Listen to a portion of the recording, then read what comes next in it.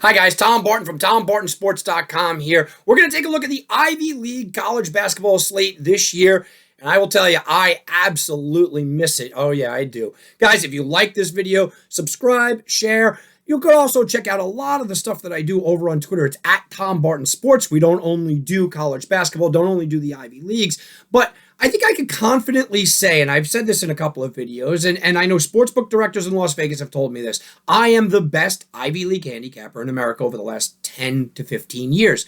So when you're talking about Ivy Leagues, you have to get a certain different perspective here. Look, the Ivy League schedule for years has been very different. They play on a Friday night and then immediately the next day on Saturday. The Ivy Leagues have been looked down upon, or especially when I was growing up. You know, I'm into my 40s now, and the Ivy Leagues were kind of brushed aside. Well, in recent years, we've seen Harvard, we've seen Yale, we've seen teams make the tournament and cause upsets in the tournament, and people say, well, where'd they come from? Actually, they had pretty good years. They all have pretty good coaching as well. I mean, a guy like Tommy Amaker, Coach K is going to retire. People said, I wonder if we could get Tommy Amaker there.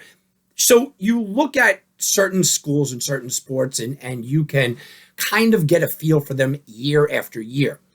I want to talk about the Ivy Leagues this year because it is so incredibly different than any other season. The Ivy Leagues were the first, I should say, conference in all of America that canceled the season because of COVID. Okay, they were the first ones. They were out in front. They canceled the entire season. It almost came as a shock. It was a where did this come from? Why are they overreacting like this? And that was my original interpretation of it. It was a pure overreaction. Well, as we saw, everybody else eventually canceled and the tournament and whatnot. Now, the Ivy Leagues decided to sit out last year as well. There was no Ivy League basketball last season. So what are we looking at here? We're looking at massive turnovers, right? I mean, massive turnovers. They made this decision in March 2020. Postseason tournament was gone. No Ivy Leagues last year. So Cornell lost their entire class. The entire senior class is gone. They're done. Cornell's starting brand new. Harvard lost their best player in Bryce Aiken. Now with the transfer portal, you see good players like that, they're going to be leaving the Ivy Leagues anyway. Yale lost its top two players, maybe the best player in the league, and Paul Atkinson to Notre Dame, and you're starting to see the unbelievable shakeup. So we have to sit back and we have to look at the Ivy Leagues in a very different light this year. Look, since the introduction of the four-team tournament, and that's a new Ivy League tournament, that was back in 2017, this has been four teams. Penn, Yale, Harvard, Princeton. That's who it's been, okay? They have had 15 of the 16 tournament appearances. The same four teams. One actually never played, but okay. The 2018 Cornell group is the only one that broke into that top four. So we have to start taking a look at these kind of teams. And you look at the Big Four, we'll start with the Big Four. First, let's go to Yale. Look, I told you who they lost.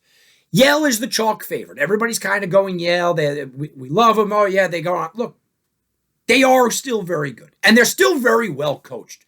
But they have some unproven options and unproven players that you have to take a look at. And you go, yeah, I don't love anybody at the point right now. So Yale, I think, is vulnerable. You have Swain. Okay, James Jones is there. But I think that this is more of a reaction of, oh, yeah, sure, what we saw. But what you last saw, guys, was 2 years ago. That's what Yale looks like to me. Harvard, look, Tommy Amaker is back, okay? I would say the best recruiter in the Ivy League by far. Okay, he's got a bunch of four-star recruits on his team. They are talented, but they've been talented in the past. We've seen Harvard be very talented, and they're well coached. Can they put it all together? This is a year with Kirkwood potentially being an NBA guy. This is a year where you look at Harvard and you go, early in the year, I'm not sure what I expect out of this team, but I think they're going to grow because they're so talented. They're going to need time. They're going to need the growth, and their talent eventually could win this conference. And that is something that you're starting to look at. Are they the team that you could cash against early and then start to really, look at, whoa, they're streaking towards the end once they get into conference play. Oh, by the way, Penn is another one. Look, they have some question marks. It's specifically, you look at Penn and you go, you just expect them to be better. You expect them to be well coached. You expect them to be okay. But I'm not sure if they have enough here. They have to stay healthy, which is a big question with Penn, especially that year off. I think staying healthy is going to be a question for all these teams. You go to Princeton, and I like this Princeton team. Look, I'm wearing a Harvard jersey. I don't like this Princeton team, but I do. I like this Princeton team.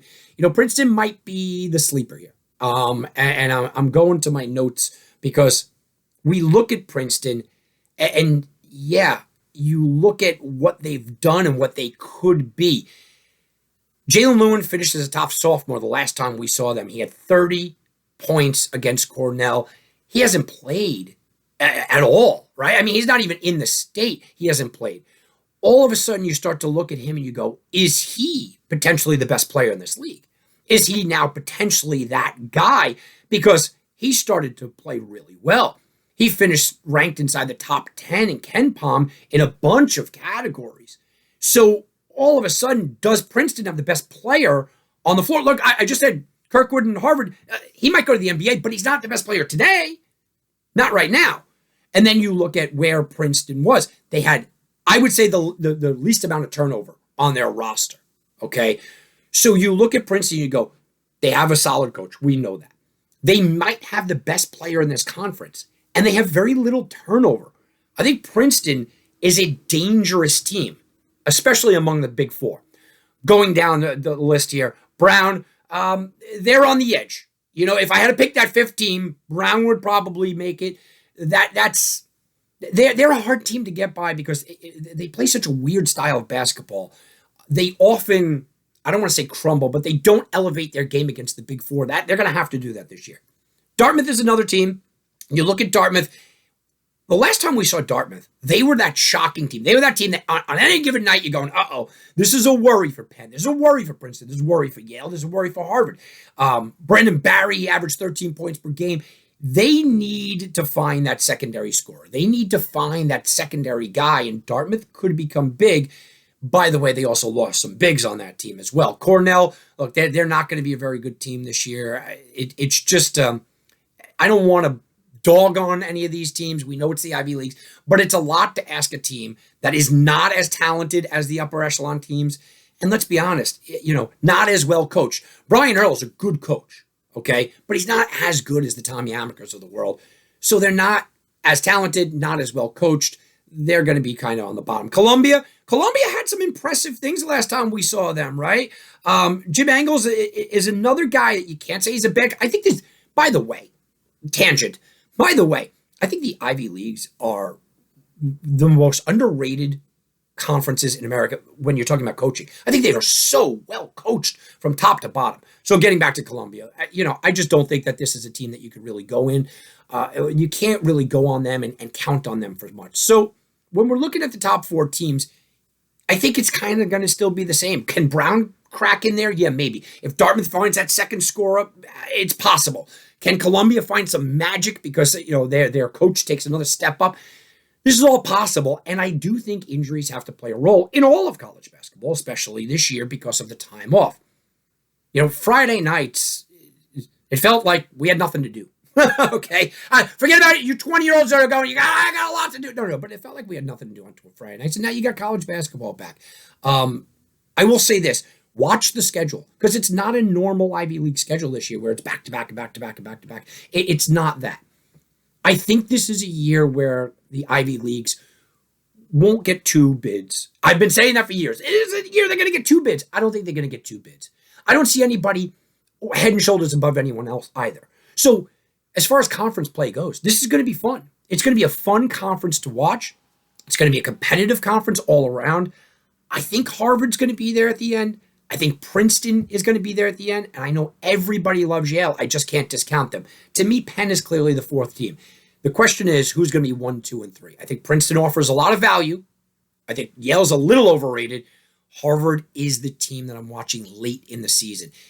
Where it stands today, I think Harvard is the third best team in this conference. Where it stands at the end of the year, Harvard has not only a chance to win this conference, they have a chance to win a game or two in the tournament because of their pure and just complete athleticism and talent level. Just don't know if it's going to come together. And I don't know if you could count it to come together in a situation where, let's be honest, they haven't played in a long time. Professional basketball, they haven't played in a long time. It's going to be a weird year for the Ivy Leagues, taking a full year off. Everyone talks about what COVID did to all these professional players and all these college players. Well, the Ivy Leagues, they had a full year off. It's not only a little bit of a year. It's not only half a year. This is a full year off.